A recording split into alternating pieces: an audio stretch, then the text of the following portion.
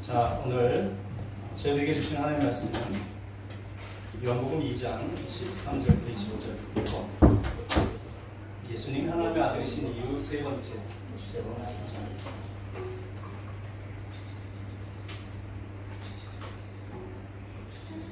자, 2장 23절부터 25절 제가 읽어드리겠습니다.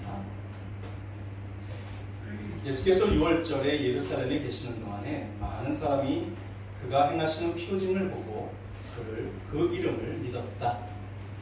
그러나 예수께서는 모든 사람을 알고 계심으로 그들에게 몸을 맡기지 않으셨다. 그는 사람에 대해서는 어느 누구의 증언도 필요하지 않으셨기 때문이다. 그는 사람의 마음속에 있는 것까지도 알고 계셨던 것이다. 아멘. 제가 여러분께 찬양 한 곡을 소개하고 싶습니다. 구주를 알 때 행복 있네 라는 곡입니다. 제가 이 찬양을 배운 것은 중학교 3학년 때였는데요.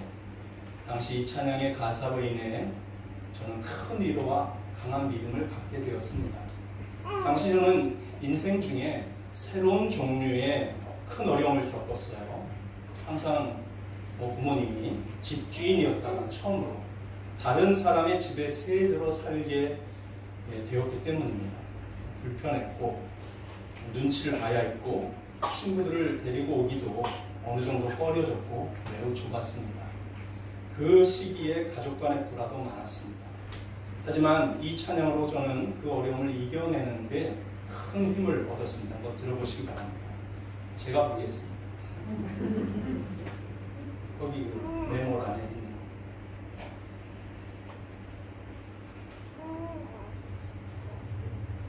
그 PPT 검은색으로 있는 우리가 바빠가지고 지금 커뮤니케이션을 못했어요. 원래 저기 뜸을 들여야 맛있고요. 좀 소리를 크게 해주세요.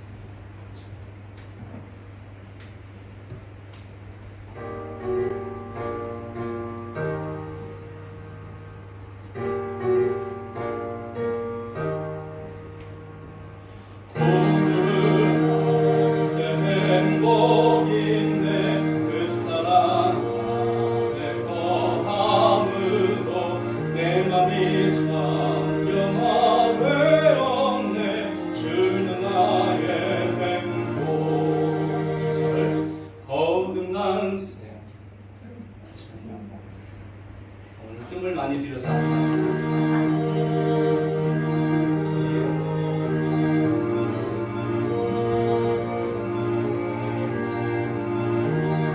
2절 시작. 2절인가요? 거듭난 새의 행복인데 예수와 나는 하나 되어 구원의 사랑 나오네. 주는 나의 행복 오늘 기쁨 눈물이 두렵지 않네. 발견했네 이 몸의 예수를 용서받을 행복인데 값있는 삶을 살게 한 주 하늘나라로 인도하네. 주는 나의 행복 주는 나의 행복 주는 나의 행복.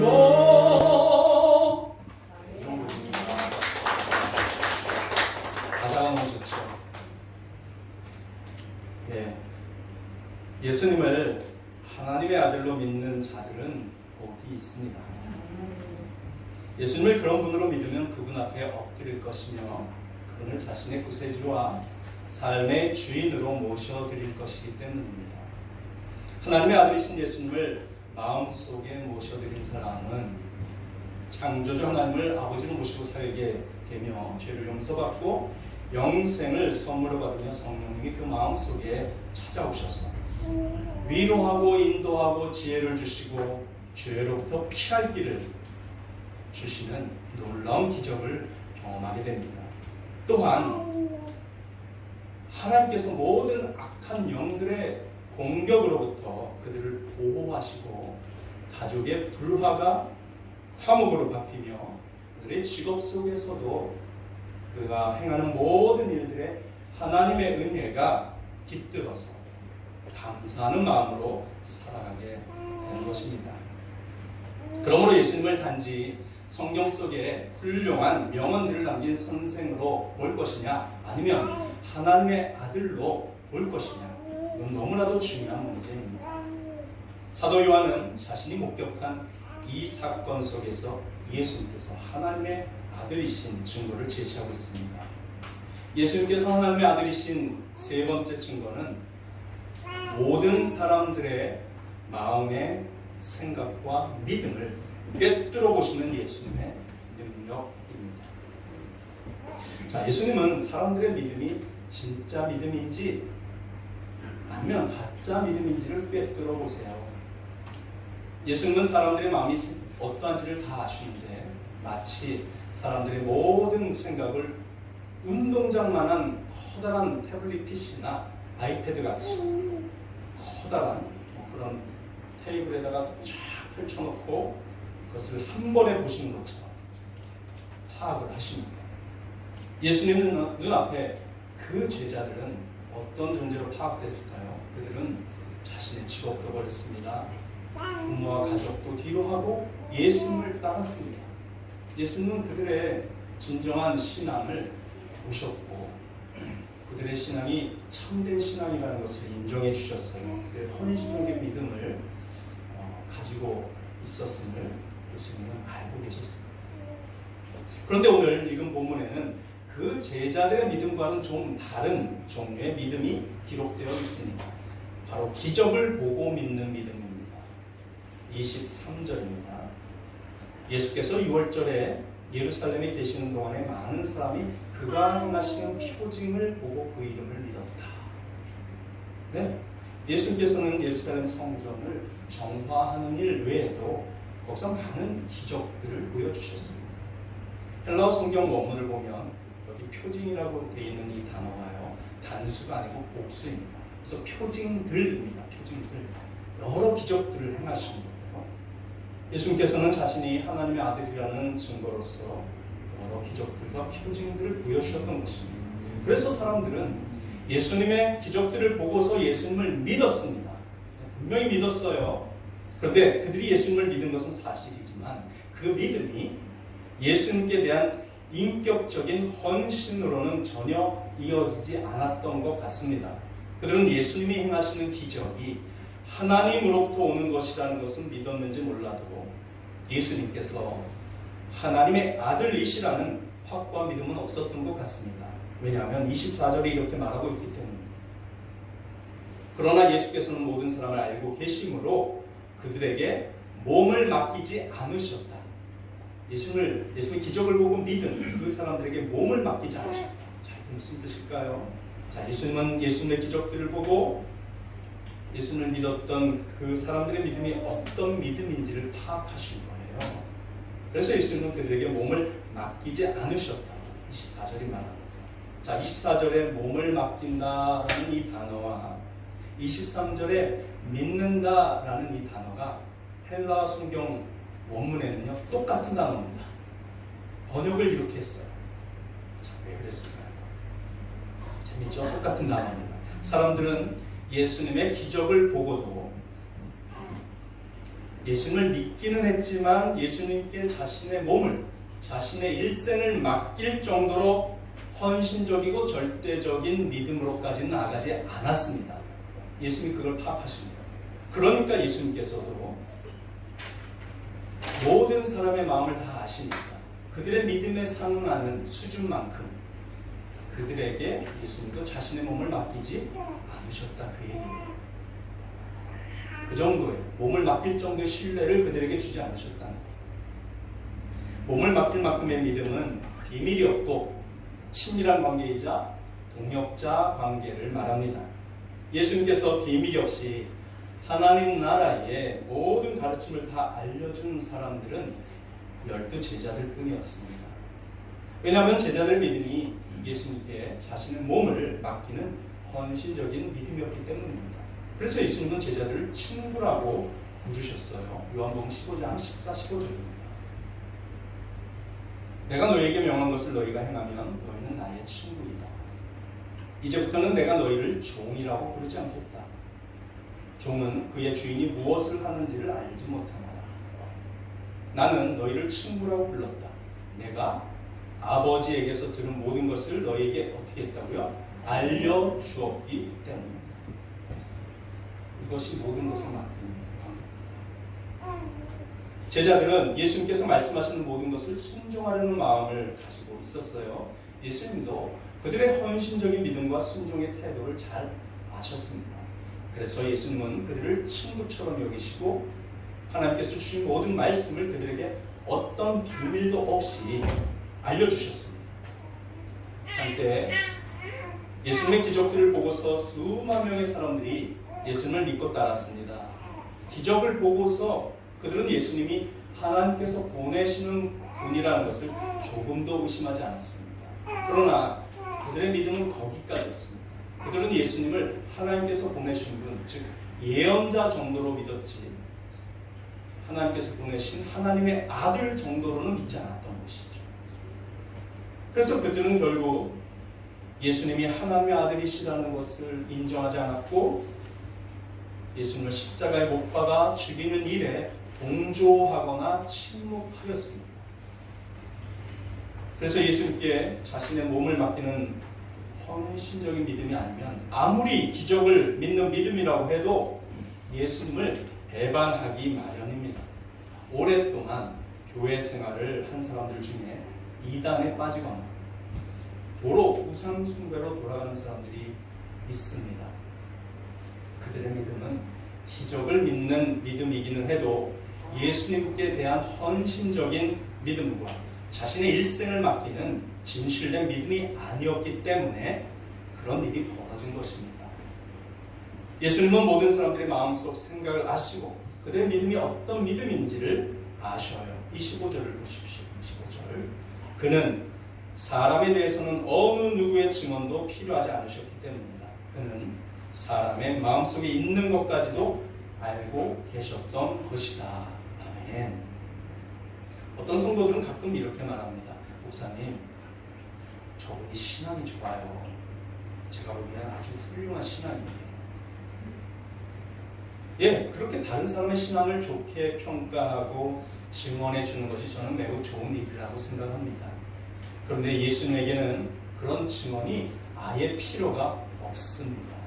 왜냐하면 예수님은 모든 사람의 마음속에 있는 것까지도 다 알고 계시기 때문이죠. 저희 경우는 누군가의 신앙에 대한 증언을 들을 때 그분의 말을 믿습니다. 그런데 그러면서도 저희 마음 한구석에서는 하나님께서는 저분의 신앙에 대해 어떻게 평가하실까? 저분이 우리 교회에 와서 함께 신앙생활을 하는 동안 과연 하나님께서 친구와 동역자로 대해주시는 신앙의 수준까지 올라설 수 있을까? 하는 점을 생각하면서 그분을 위해 하나님께 간절히 기도합니다. 예수님은 여러분의 마음속의 생각과 믿음의 수준을 다 아십니다. 여러분의 믿음의 수준을 예수님께 대한 헌신적인 믿음, 일생을 맡기는 믿음이 되기까지 끌어올려야 합니다. 그렇게 하지 않으면 이단이나 불신앙으로 다시 돌아갈 위험도 있고 또한 무엇보다도 예수님께서 여러분을 친구와 동역자로 믿어주시지를 않습니다. 그러면 여러분의 신앙생활은 항상 하나님과 가까워지지를 못하고 겉돌게 되어 신앙생활이 재미가 없습니다. 하나님을 만나고 하나님의 친구와 동역자가 되어 쓰임을 받는 신비롭고 흥미진진한 신앙생활이 정말 기쁜 일입니다. 그런데 어떤 성도들은 그저 주일에 교회 예배에 와서 삶의 고난에 대한 위로의 말씀, 실생활에 필요한 지혜의 말씀 정도를 듣는 것으로 만족합니다. 그것은 매우 안타까운 일이에요. 물론 신앙이라는 것이 작고 약한 신앙에서 크고 강한 신앙으로, 자기 만족 위주의 신앙에서 하나님께 대한 헌신이 있는 신앙으로 발전해 가기도 하지요. 하지만 그런 신앙의 성장과 발전이 없이 늘 믿기는 믿어도 기적을 믿는 수준의 신앙에 머무른다면 굉장히 문제가 됩니다. 예수님을 인격적으로 만나야 되고 하나님의 아들이신 예수님께 몸을 맡기고 삶을 드리는 신앙으로 하루빨리 나아가시기를 바랍니다. 모든 것을 다 아시는 예수님 앞에서 우리는 자신을 숨길 수가 없어요. 솔직히 말해서 우리 모두는 변하지 않을 신앙을, 변화되지 않을, 변치 않을 그 견고한 신앙을 자기 자신의 의지와 결심만으로 유지할 수 있다고 자신감을 가질 사람은 없습니다. 저도 그렇습니다. 저 자신 없어요. 순간적인 믿음으로는 하나님께 일생을 맡길 수도 있고 순교의 각오를 그토록 고백할 수도 있습니다. 제가 순교하겠다고 고백한 것도 뭐 수십 번, 수백 번이에요. 네. 근데 그 마음이 계속 유지되느냐? 그건 아니더라고요. 그래서 제가 순교에 자신감이 없을 때 순교의 상황이 오면 어떻게 하나 그런 경우도 있어요. 예수님의 제자들도요, 헌신적인 믿음을 가지고 예수님을 따랐지만 예수님께서 십자가에 달리시기 직전에 유대교의 지도자들로부터 체포당할 수 있겠다는 그런 두려움을 느꼈을 때 그들은 예수님을 버리고 일시적으로 도망쳤습니다. 예수님은 그런 제자들을 이해하셨죠. 용서해 주셨죠. 그리고 그들을 위해 십자가에 돌아가셨습니다. 제자들은 부활하신 예수님을 만나고 모든 죄를 용서받고 또 성령을 받은 다음부터 비로소 담대하고 흔들리지 않는 믿음을 가질 수 있었습니다. 우리도 마찬가지입니다. 우리 죄를 위해 돌아가신 예수님으로부터 모든 죄를 용서받았다는 확신과 감격을 먼저 가져야 해요. 그리고 부활하신 예수님께서 우리에게 보내주시는 성령님과 친밀한 교제를 나눌 수 있을 만큼 교회의 신앙훈련을 잘 받아야 합니다. 사람들은 기적을 보면 흥분하고 열정을 가지게 됩니다. 하지만 그 열정이 반드시 예수님께 대한 인격적인 헌신을 하는 신앙으로 발전하는 것은 아닙니다. 예수님은 화려한 열정보다도 진지한 그리고 진정한 회심을 바라십니다. 예수님은 지금도 충분히 초자연적인 성령의 개입, 기도의 응답 등을 우리에게 보여주시죠. 신앙은 신비의 영역이 있습니다. 때로는 하나님께서는 꿈을 통해서도 우리의 죄를 끄집거나 경고하시거나 또 우리가 간절히 기도해야 할 일들을 보여주시기도 합니다. 그런 모든 것을 경험하면 하나님은 기적을 행하시는 분이라는 믿음을 갖게 되죠. 그런데 그런 믿음이 예수님께 대한 헌신으로 이어지지 않으면 어느 순간 불신앙으로 바뀔 수도 있다는 것을 알아야 합니다. 그들은 신비한 일들과 기적만을 추구합니다. 좋은 믿음은 기적을 많이 경험하지 않는다 하더라도 성경 말씀대로 믿고 예수님 앞에 엎드리는 믿음입니다. 기적만을 찾는 믿음은 불신앙이나 마찬가지예요. 이곳에 계신 분들께 간절히 권합니다. 여러분의 모든 죄가 십자가에 의해서 이미 모두 용서받았음을 믿으시기 바랍니다. 회개하십시오. 그리고 예수님을 구세주와 주님으로 마음속에 모셔드리십시오. 그리고 어떤 유혹이나 고난이 오더라도 예수님을 떠나지 않겠다고 결심하십시오. 그러면 성령을 받아 하나님의 친구가 되고 하나님의 동역자가 되어 정말 하나님과 함께 신비한 그런 신앙생활을 경험하는 기적이 여러분에게 찾아올 것입니다. 그 신비로운 기쁨을 여러분이 누리게 되시기를 바라요.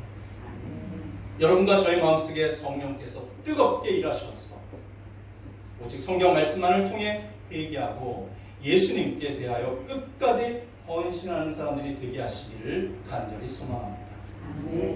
우리는 그렇게 반응해야 마땅합니다.